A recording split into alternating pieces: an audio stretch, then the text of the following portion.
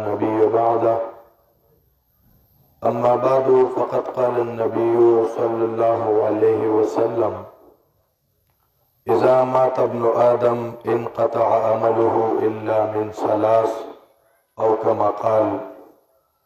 معزز علماء کرام او دی جنازې ته راتلونکو د لرې او د نږدې مسلمانانو،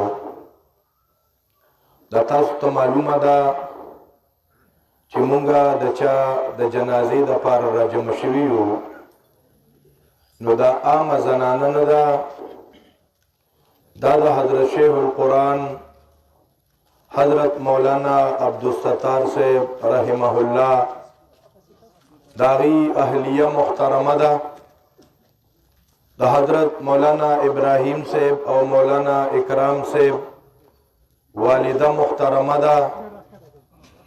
محترم مسلمانانو، قرآن کریم کی اللہ تبارک و تعالی دا عقل مندو پا اوصافو کی یو صفت دا ذکر کردی دی چه انما یتذکرو اولو الالباب، یقیناً نصیحت حاصلی عقل والا. نو دا نصیحت حاصلول دا د عقل مند خلق کار دی.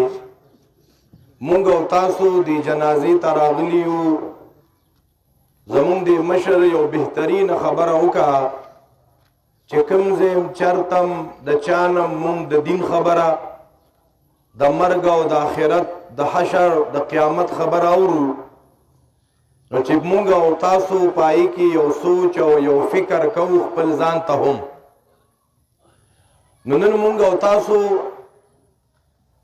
چې کومې جنازې ته راغلي یو، نو تاسو غیر چاپیره ګورئ، زیات تر پټکي په نظر راځي، علما په نظر راځي. دا څه وجه ده؟ په جنازه کې چې الله والا خلق څونه ډیري، نو دونه دا کم شخصیت چې وفات شوي دا د دې دپاره یو جرګه او شفاعتي، او دا خلق خو الله ته هم ډېر زیات ګران دی. نو محترم مسلمانانو، چې مونږ دې ته وپسخېږو چې سبا زمونږ او ستاسو په جنازو کې هم داسې صالحان علماء کرام حفاظ قرا نیکان دا راجمعي. دا به څنګه راجمعي؟ زدی مورکه نسبت د علم سره او د علم د خاندان سره او د مدرسې سره. نو که چرته مونږ او تاسو خپل نسبت د علم سره جوړ کو، په خاندان کې یو بچی علم ته وقف کو، قرآن ته وقف کو، دین ته وقف کو، نو سبا به زمونږه په جنازو کې همدارنګې نیکان صالحان خلک کی. الله دې د دې مورکه مغفرت نصیب کی. دا څونه مسلمانان چې راغلي دي جنازې ته، اللہ دی دید راتلم پا خپل دربار عالی کی قبول و منظور کی. واخر دعوانا الحمدللہ رب العالمین.